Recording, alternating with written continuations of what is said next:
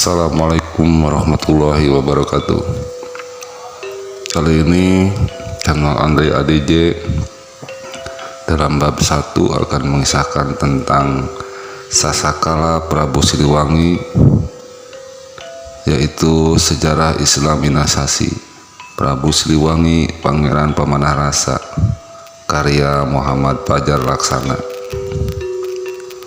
Silsilah keluarga Prabu Siliwangi yaitu 1. Maharaja Adimulya Puputra Prabu Ciungwanara Puputra. Yang ketiga, Sri Ratu Purbasari Puputra. 4. Prabu Linggahyang Puputra.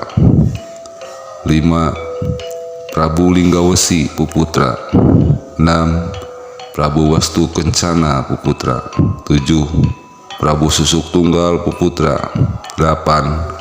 Prabu Banyaklarang Puputra. 9. Prabu Banyakwangi Puputra. 10. Prabu Mendinglaya Puputra. 11. Prabu Anggalarang.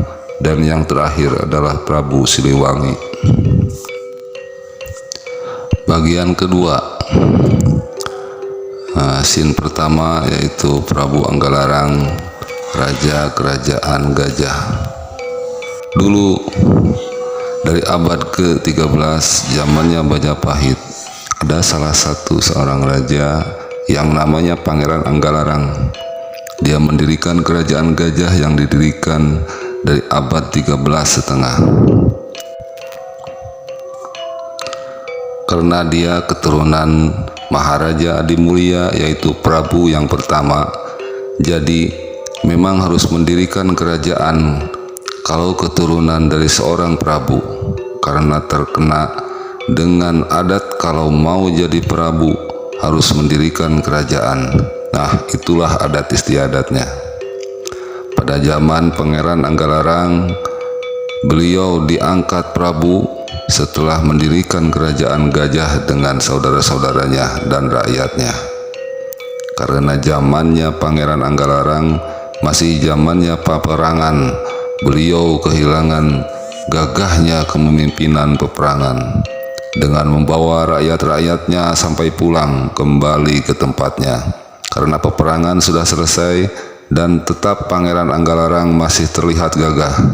Dari situ Pangeran Anggalarang dikenal banyak orang dan disukai saudara-saudara beserta rakyat-rakyatnya.